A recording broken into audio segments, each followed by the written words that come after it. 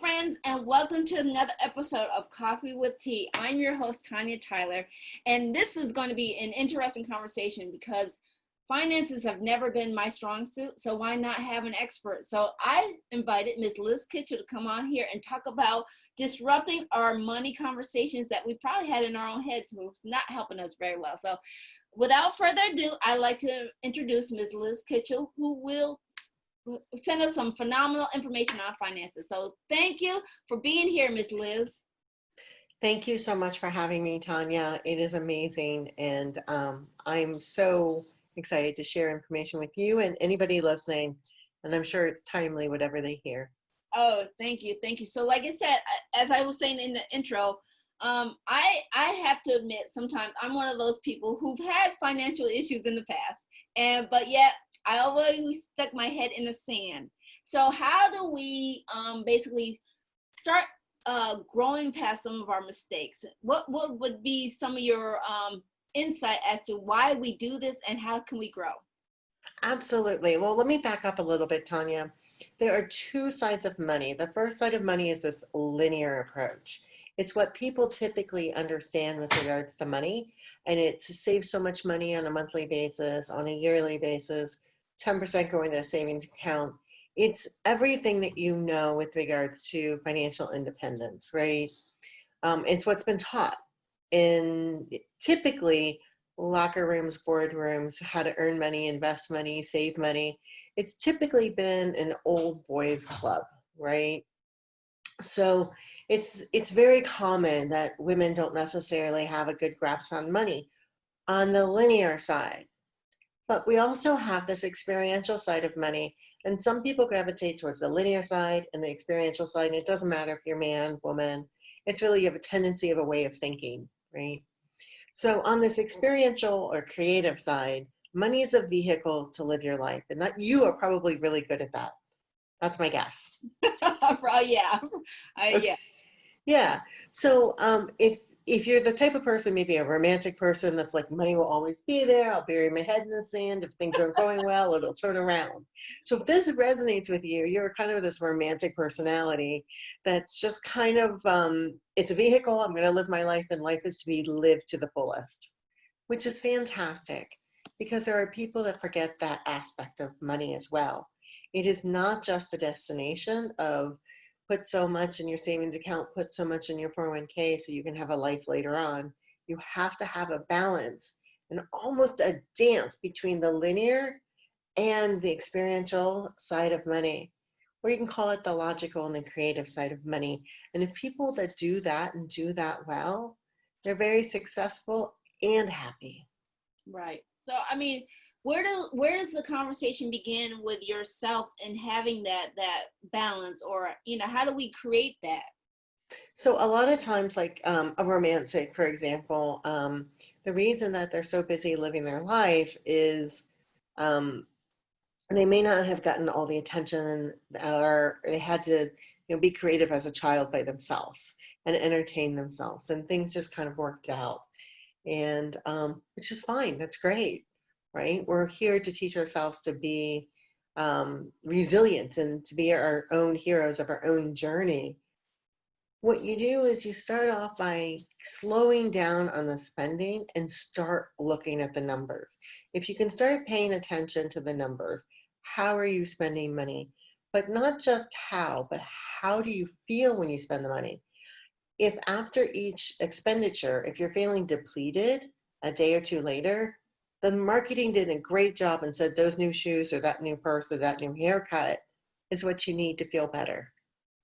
And if it's leaving you depleted, it actually isn't. You're trying to fill a void in life, an unmet need by this purchase, instead of really getting curious about what it is, the experiences that would bring you joy, rejuvenation, and connection. If we can get curious about that question, what brings us joy, rejuvenation, and connection, then we don't feel lonely. Then we don't always need the purse. You can have the purse, right? I don't believe in depriving yourself.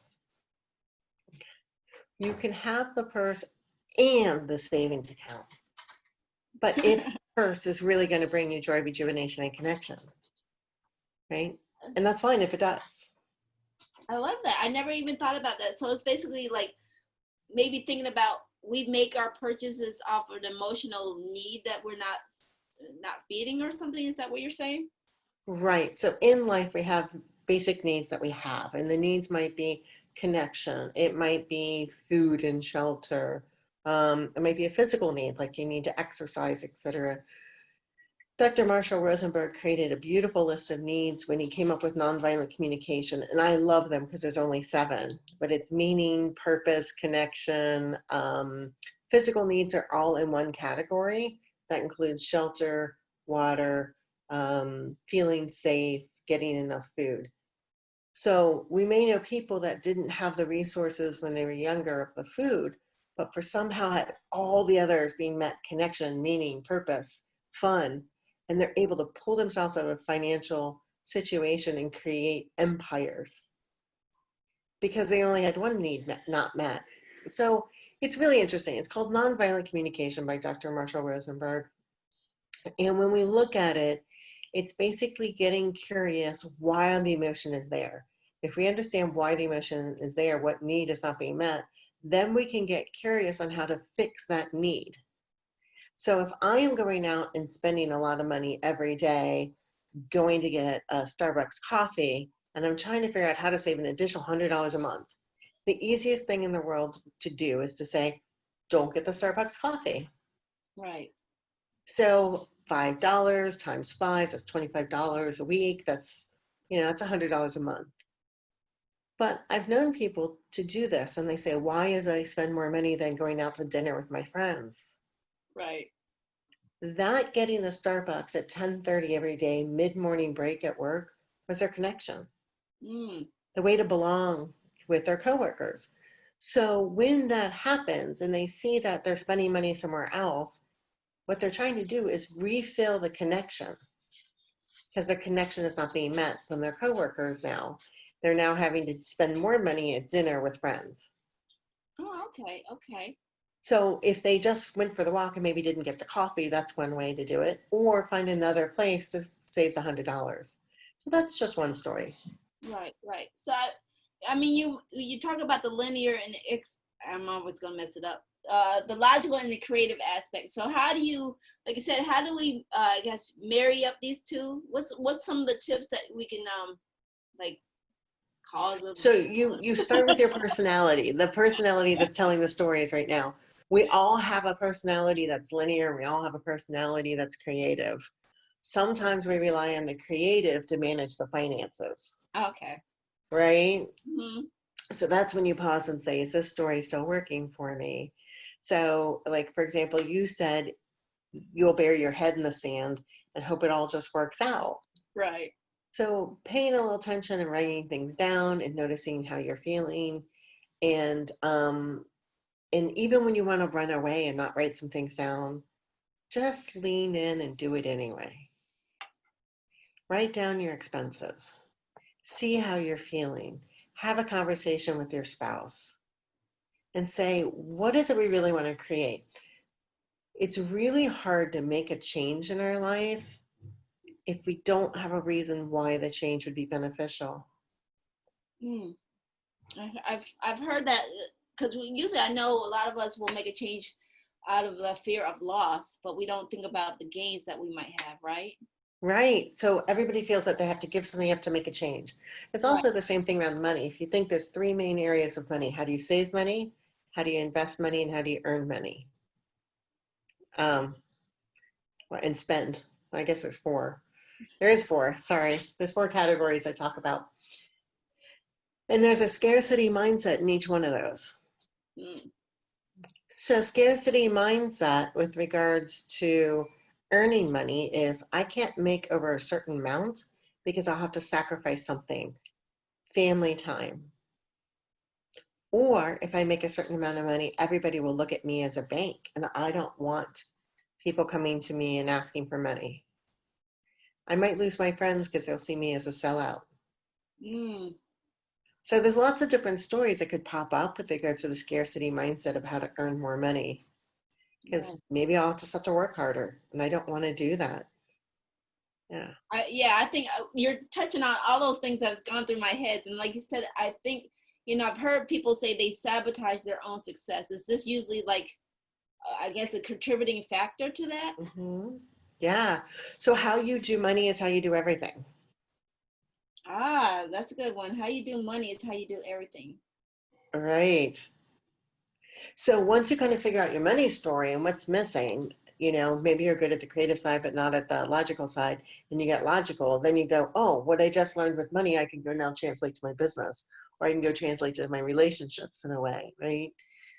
Logical people sometimes have a really hard time with some relationships because they don't know how to pause and be present Oh, that's a and deep. do the experiential things that are like bring people closer together. So there's really, I guess, our emotions and tied are really tied to our money. So I've heard suggestions on people write letters to their money. Is there like tips that you could use to like help you, I guess, salvage your relationship with your money? It sounds like it's a relationship issue that you might It need. is a relationship issue, right? So let's say you and your spouse are having problems. What are some of the things you may do? Like in the relationship, well, to make it better or just to avoid. There's two ways you can do it. It's like if You're like, are we working you it want out or them to not? work together, So you're gonna have. do you want your relationship with money to work out or not? Oh yeah, yeah. Okay. I So want my you money. want the end, right. The end product is you want to have a healthy relationship with open communication with money, right? Right. So the other thing is, and a lot of people forget, is you can't think your way out of an emotional situation. The more you try and think your way out of an emotional situation, the more personalities you're actually going to bring forward. And I know that's going to sound a little crazy for a moment, but we have different personalities that handle different things in life, right? We might have a romantic, we might have a banker, we might have a school teacher inside of our head, we might have, a mother. We're all these things. We're also a child who likes to be creative and build and enjoy the butterflies and watch and frolic with frogs or any of that, right? Mhm.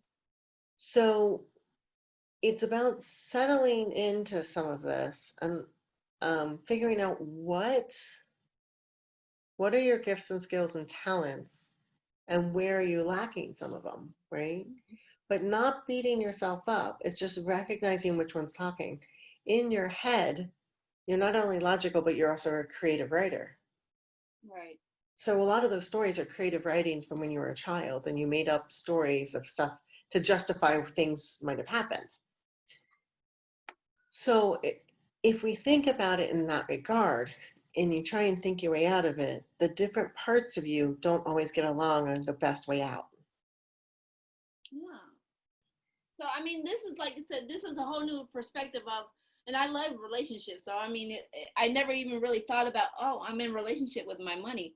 So with that discovering like that, where did you come up with this passion for the money, or how did you really get into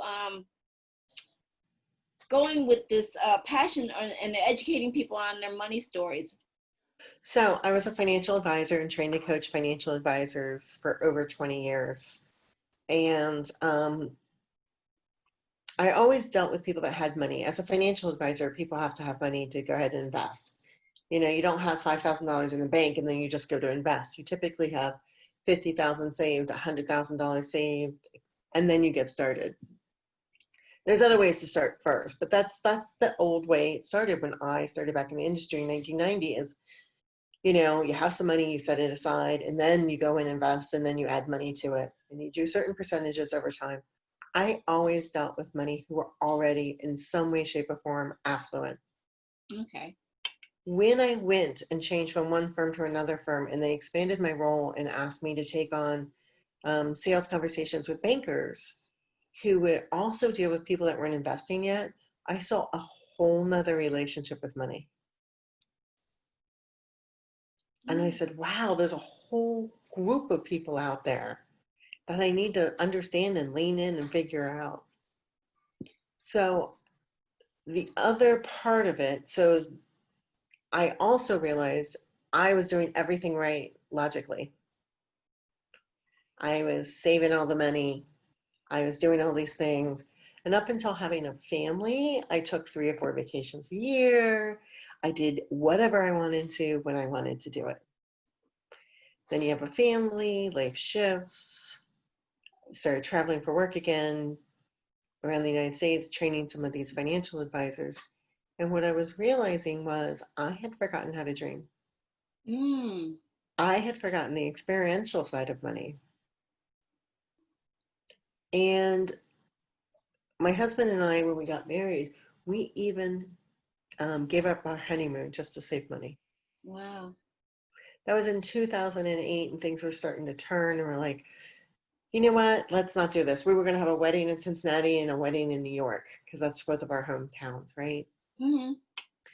And we had the one in Cincinnati. We canceled the one in New York. We canceled our honeymoon, and we still did something. You know, we cherished and did some other things.